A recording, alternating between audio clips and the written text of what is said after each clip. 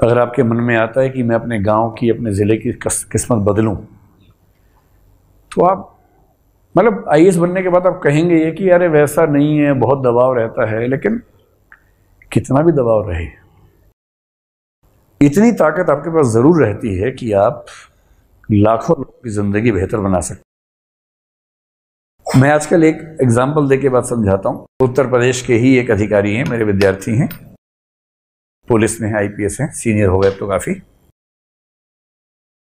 तो नाम नहीं बोलूँगा क्योंकि यही राज्य है उनका वैसे भी, और यूट्यूब पे तो फिर राज्य कोई भी हो, क्या फ़र्क पड़ता है। तो जब वो सिलेक्ट हुए तो उसके करीब 12 साल बाद मेरा उनसे मिलना हुआ एक दिन। 12 साल आप समझ पा रहे होंगे कि इस समय आईपीएस क्या होगा, एक बड़े जिले का एसपी होगा। तो उत्तर प्रदेश के एक बहुत बड़े जिले के एसएसपी थे उस समय। मैं संयोग से उस जिले में किसी एक प्रोग्राम के लिए गया हुआ था, किसी से कोई मतलब किसी का विवाह था, वहां गया हुआ था, वो भी आए हुए थे। अब आए हुए थे तो 12 साल बाद मिलना हो गया हमारा, फिर खूब गप्पें होने लगी। फिर हम 4-5 घंटे रात को 2-3-4 बजे तक साथ बैठे, बात करते रहे। मैं उनके बारे में जो जानता हूं वो सत्वगुण का व्यक्ति है। सत्वगुण समझते हैं ना, मन करता है पढ़ने का, संगीत का, कला का। बहुत शांत स्वभाव का व्यक्ति, इतना शांत कि उससे बात करके आपको, आप भी शांत हो जाए, इतना शांत व्यक्ति है कि मजा आ जाएगा आपको बात करके।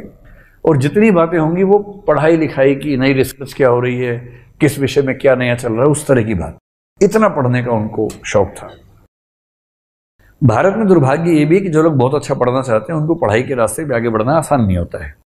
आप कॉलेज में लेक्चरर बनना चाहें, प्रोफेसर बनना चाहें, जुगाड़ तंत्र इतना खतरनाक है कि योग्य होकर आप नहीं बन पाएंगे, केवल जुगाड़ू होकर ही बन पाएंगे। ये बड़ा भारी संकट हमारी शिक्षा व्यवस्था के सामने इस समय है। पता नहीं क्यों सरकारें इस पर तो ध्यान नहीं दे रही है, शायद कभी देंगी, उम्मीद करते हैं। तो उसका मन तो था प्रोफेसर बनने का, शायद मुझे लगता है उसको समझ में आ गया होगा कि बहुत आसान नहीं है, तो उसने आईएएस एग्जाम दे दिया और रैंक थोड़ा सा पीछे रहा तो आईपीएस बना। काडर यही है। 12 साल बाद मुझे मिला था, बहुत बड़े जिले में एसएसपी था। तो मैंने उससे बाद में पूछा अकेले, मैंने कहा ये बताओ तुम्हें सच में खुशी मिलती है? बाकी सब तो ठीक है, धूमधाम अपनी जगह है कि उसके घर गए तो 20-50 लोग हल हल हल ऐसा पैर पटक के मारते, लगता है कि तेल निकाल देंगे जमीन के अंदर से। अभी वो तो उनकी नौकरी में है ही, नॉर्मल बात है। सब बंदूकधारी खड़े हुए, इतनी गाड़ियां खड़ी हैं, टाइम टाइम टाइम टाइम चल रहा है उस समय। ये मतलब मोदी जी ने टाइम टाइम बंद किया, उससे पहले की बात बता रहा हूं।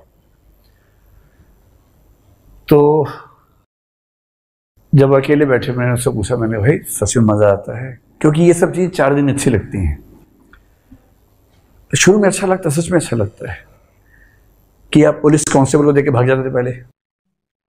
भाई अगर आप कहीं बैठे हो और एक कांस्टेबल आपके पास चलता हुआ है, दिल कैसा होता है, धक धक होने लगता है कि ये मेरी तरफ क्यों आ रहा है। और वाकई तरह पूछे भाई टाइम क्या हुआ है, अब मेरे भाई साहब वहीं से पूछ लेते ना दूर से, इतनी देर में क्या क्या हो गया मेरे साथ आपको अंदाजा नहीं है, पूरा केमिकल चेंजेस आ गए मेरे अंदर इतनी देर में। तो ऐसे मत किया करो यार, दूर से पूछ लिया करो। कांस्टेबल को देख के जिसकी मतलब हवा खिसक जाती हो, वो बन गया आईपीएस। अब आईपीएस बनते क्या होता है, बदल जाता है सब कुछ जीवन में। ऐसा बदलता है, फिर क्या हो रहा है कि आप जिस जिले में रहते हैं वहां के एसपी का फोन आ रहा है कि अरे आइए किसी चाय पीते हैं। मैं आपने कहा जी सर, कहाँ आना होगा? बोले अरे बेटा हम गाड़ी भेज रहे हैं, तुम आ जाओ। अब थोड़ी देर में टाइम टाइम टाइम टाइम की आवाज है, आपके घर के बाहर 3 गाड़ियां खड़ी हैं, एसएचओ आया हुआ है और वो वाला कांस्टेबल भी आया हुआ है साथ में। आप समझ नहीं पा रहे, आप कह रहे हैं कि आइए बैठिए पानी पी लीजिए। नहीं सर क्या sir sir sir sir sir जनाब जनाब जनाब। फिर आप गए, बैठे गाड़ी में, आप सकुचाई से बैठे हैं कि थोड़ी जगह में बैठ जाऊं। फिर वो ले गए हैं एसपी साहब, पूरा देखा आपने, क्या बात है, सैकड़ों पुलिस वाले सब सलाम कर रहे हैं आपको। आपको लगता है कुछ तो हुआ है जीवन में बड़ा, भाई ये नॉर्मल बात तो नहीं है। फिर आप अभ्यस्त हो जाते हैं, आपको अच्छा लगने लगता है। आप कहीं जाते हैं, 10 पुलिस वाले साथ जा रहे हैं, पैर पटक के सलाम कर रहे हैं, आपको लगता है कुछ तो बात है मेरे अंदर भाई। मैं नहीं समझ पा रहा था लेकिन कुछ तो है मेरे अंदर। पर जो कायदे का इंसान होता है ना, 10, 20, 25 दिन बाद, 2 महीने बाद इस बात से परेशान हो जाता है। आप अपना आराम से टहलने में कोई पैर पटक के मारे सर आप गिरते गिरते बचे, आपको लग रहा है कि यार अच्छा भला अपने आप से बात करते हुए सैर कर रहा था, इतना पटक के मारता है। आपने कहा देखो यार ऐसा ये सब मत किया करो, है ना, दूर से नमस्ते कर दिया और काफी है, ऐसे कैसे कर देंगे। तो जो सत्व गुण वाला व्यक्ति उसको अच्छा नहीं लगता है ये सब, रजस वाले को अच्छा लगता है कि थोड़ा और जोर से पटको पैर, जोर से बोलो सर, थोड़ा आवाज उसी बोलो सर, हाँ ऐसे सबको ट्रेनिंग दो। और जैसे हम शाम को आएंगे सब लाइन में खड़े होकर सर करना है, पैर पटक के, ठीक है। तब इस व्यक्ति को तो वो सब शौक था नहीं, तो इस व्यक्ति का विषय था यूपीएससी में हिंदी साहित्य, बैकग्राउंड भी थी उसकी। हिंदी साहित्य में एक उपन्यास है बहुत प्रसिद्ध, गोदान। उस गोदान में लखनऊ का भी जिक्र है, थोड़ा सा है, आसपास किसी जिले के बारे में है। प्रेमचंद बड़े खतरनाक लेखक थे। उन्होंने कहा कि ये जो कहानी है दो गांवों की कहानी है, और साथ में कहते हैं सेमरी और बेलारी दो गांव का नाम बताया। सेमरी और बेलारी अवध प्रांत के दो गांव हैं, जिले का नाम बताने की जरूरत नहीं। ये वाक्य आता है, जिले का नाम बताने की जरूरत नहीं। तो यार क्या मतलब, इसका भाव ये है कि कोई भी जिला सोच लो यार, सभी जैसे हैं आसपास के, कोई जिला सोच लो, कोई किसान सोच लो। उसमें एक किसान है होरी, होरी, हाँ, होरी की पत्नी का नाम धनिया है, पुदीना नहीं धनिया है ना। होरी का एक बेटा है, दरअसल उसका नाम गोवर्धन है, पर जब तक गोवर्धन के पास धन नहीं है तो उसका नाम तब तक गोबर है। इसी जब वो लखनऊ के अमीर बन गया तो लोग उसे गोवर्धन भैया कहने लग गए, तो भैया भी बाद में लगा और धन भी बाद में लगा। जब तक बेचारा गांव में था, फुकरा घूम रहा था, उसका नाम था गोबर, गोबर था, गोबर हो गया था नाम। ऐसा ही होता है, गरीबों के नाम ऐसे ही होते हैं। अब होरी बेचारा इतना परेशान है, बार बार फंस जाता है, उधार लेता है, गाय खरीदी किसी तरह से, किसी ने जहर दे के मार दिया, बार बार उधार, फिर लगान चुकाना है, ब्याज चुकाना है, करते करते स्ट्रगल करते करते अंत में मर गया, क्योंकि चौतरफा शोषण ने उसकी जिंदगी को सोख लिया, छीन लिया उससे।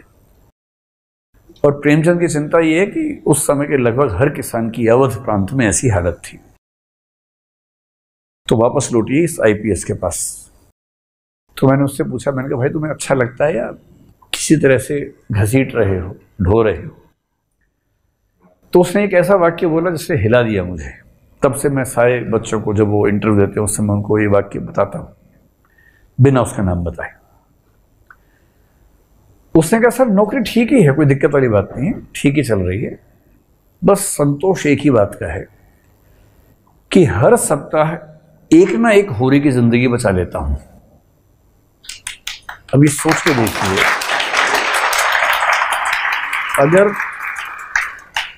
अगर तो आपका शौक है उसी बात का कि लोग सैल्यूट करें, पटक पटक के पैर अपना, तो अलग बात है, तो छोटापन है। पर अगर संतोष की बड़ी वजह खोजनी है तो ये, आप हर हफ्ते किसी एक होरी की जिंदगी बचा सकते हैं और बड़े स्तर पर शायद एक बार में लाखों की जिंदगी बचा सकते हैं, बना सकते हैं।